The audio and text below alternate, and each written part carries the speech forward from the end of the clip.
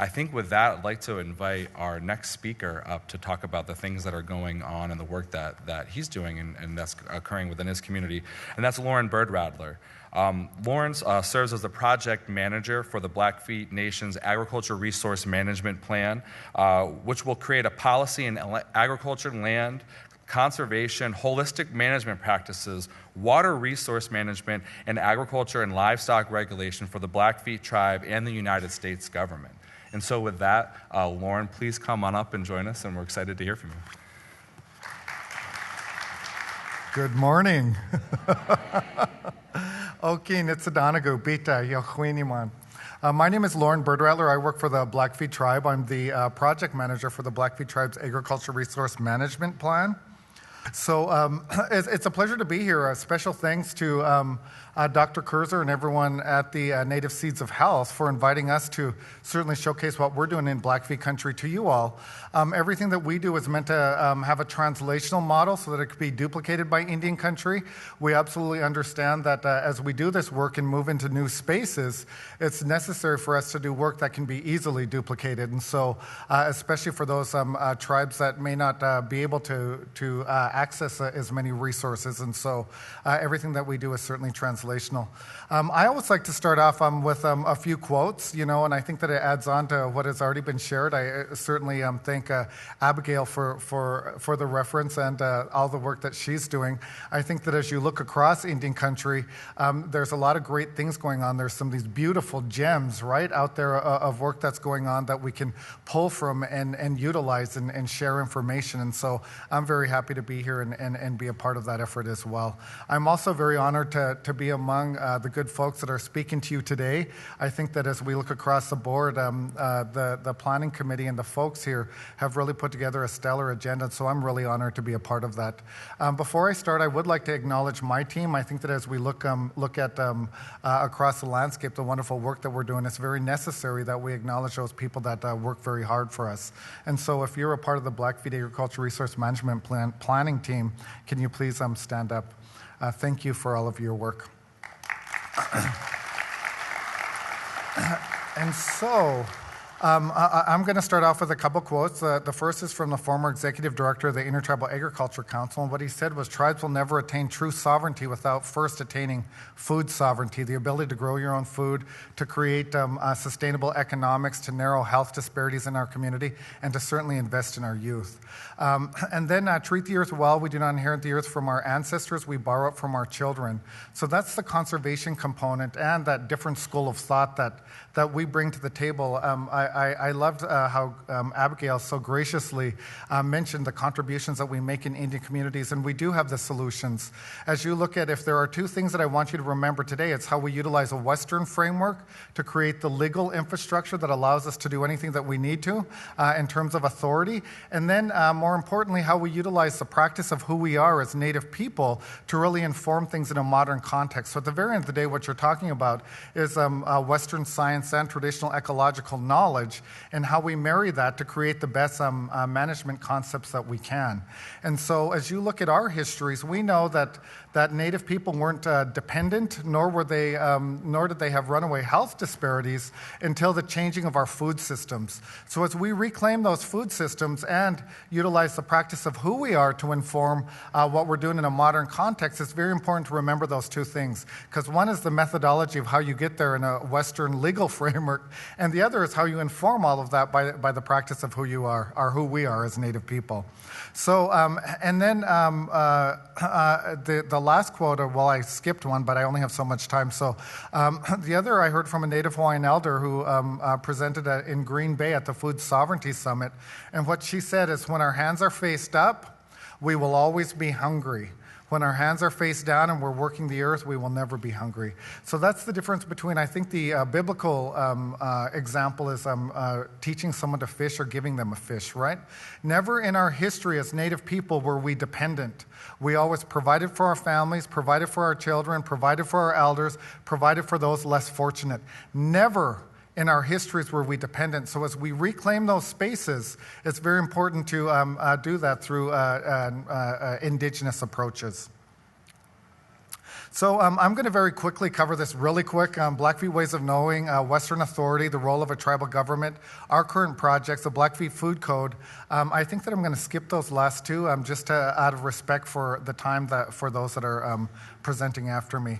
But to really understand what we're doing at Blackfeet, you have to understand where we come from. So we, the original Blackfeet Nation stretched from the northern Saskatchewan River to the Yellowstone River on the south. It followed the Yellowstone River to the Dakota border, and then on the Montana side up to the international border. So our present size is about 1.5 million acres. That's about 640,000 hectares for those of you that love the metric system. We're about the size of, we're larger than the state of Delaware, about twice the size of Rhode Island, about the same size as the island nation of Puerto Rico. We don't have all of the Congress folks that represent those jurisdictions, but we certainly do have a 9-member tribal council. We have 80% of the large vertebrates in Montana, 55% of the region's biodiversity. We have one of the largest intact ecosystems in the lower 48. So as we think about sustainable economics, commercial food production, traditional methodologies for gathering, it's very important for us to be reminded of the need to protect that biodiversity as we move forward. We absolutely have the opportunity to redefine delivery systems and align them with the practice of who we are, move away from that sole Western model that's based around profitability that creates health disparities, and allow those systems to be informed by the practice of who we are as Native people. So when you look at that biodiversity, it's very, very important because you look across the globe, indigenous areas make up about 25% of the land mass and about 80% of the biodiversity. So as we look at the protections of that biodiversity while affording sustainable economics, health, and nutrition, it's very important to align that with the practice of who we are. I had the pleasure of presenting to the United Nations Permanent Forum on Indigenous Issues, and the first question that I was asked was, can you tell us how you utilize the UN's framework to inform everything that you're doing? I said, if I use that UN framework, I'd be laughed right out of Blackfeet country. They'd tell me, go work for the UN, right? You know, and so everything that we need to do has to be informed by the practice of who we are. Blackfeet ways of knowing, Blackfeet ways of being, Blackfeet ways of planning. And so by doing so, it allows us to take those traditional core values and move them forward and allow them to manifest in a modern context. As we think about a Western authority, we draw our Western authority from Public Law 10377, which is the American Indian Agriculture Resource Management Act of '93. And those are all requirements that you see on the right for your ARMP. We took that middle one to find critical values of the tribe and its members and provide identified holistic management objectives. That is really what gives us the authority to address things from a systems perspective. As we look at the sustainability and everything that we do, that's built in all of our practices as Native people. And so when we think about systems planning, a Western approach tends to take a little piece of that pie, right, a little piece of that circle, and research it and then try to control it, rather than looking at the interdependent functions and relationships in a larger system. And so when you think about that systems approach, it's aligned with the practice of who we are. When you think about the ARMA of '93, it gives tribes broad latitude from a legal perspective to really create plans that are conducive to their needs that then have to be followed by both the U.S. Departments of Interior and the U.S. Department of Agriculture. So once you include those provisions in your ARMP, they have to be followed by both Interior and USDA. So that's our Western authority, right? You know, when I started, we asked our tribal government, what role do you want to play? Do you want to compete against your producers through tribal enterprise development, or do you want to create the atmosphere or the environment that allows them to thrive? As we look at empowering our people, it's very necessary for us to understand, especially based on the size of our tribes, which approach is best for us. So at Blackfeet country, where we have nearly 18,000 members, it's important for us because we're not going to change people's lives through per capita distribution. It's important for us to be reminded that we need to create the infrastructure that allows our members to be empowered and to be productive in today's society. So sustainable economic development, the public sector versus private sector. Native economies are predominantly public sector driven. All of our money comes from governments. So as we look at really empowering our people through commercial food production, we have the opportunity to not only make make correlations to health and nutrition through, which I'll cover in a second, through commercial food production, access to traditional foods, hunting, gathering, fishing, all of those methodologies, but we also have the opportunity to impact contemporary food production. We have the opportunity to really redefine the food delivery systems and the health delivery systems by utilizing our tribal governments through codification to create that legal infrastructure that allows them to be successful. So the second thing that our tribe said that they wanted to make an impact on was health and nutrition, how we utilize policy development to inform and to lower the health disparities that exist in our community. Blackfeet people and Native people die 20 years younger. 20 years younger than our non-Native counterparts. So if we're not thinking about how we utilize policy development and all the tools around us to really narrow the health disparities of our people, we will continue to see runaway health disparities. As you look at 6 of the top 7 killers of Blackfeet people, you can correlate them to that high fructose diet, right? All of that stuff in the middle of the grocery store, right? All of those processed foods. And so we have the opportunity to not only grow healthier foods, but also to put those foods back into our local food delivery system. So if we're not thinking about how we utilize all of that to narrow the health disparities of our people, we just aren't thinking. And then the third of that triple bottom line is how we invest in our youth and create sustainability through investments in our youth, right? We know that the most important demographics in Native communities are our elders who carry the wisdom and our youth who carry our future, right? And so we absolutely need to be investing in our youth so that we can create sustainability. In terms of planning and implementation, I'm not going to go too much into this, but I definitely want to underscore that everything that we do has to be driven by our core values, our Amskapi Bagani core values. In doing so, it allows us to address the current stressors to tribal government, measurable goals, measurable objectives. When you look at government-developed plans, their implementation, the probability for implementation is really low because they don't meet two key areas. The first is correlations to human capital and also correlations to a timeline. So we need to be cognizant of all of that. That's just to make sure you're awake. So as we think about our goals, by 2029, we envision the Blackfeet Nation fully engaged, informed, and actively involved in the development of holistic agriculture, resource management for the economy, the environment, and the health of the people. I'll let you all read that as I address the diagram. Again, if you look at the center of that diagram, everything has to be informed by our core values.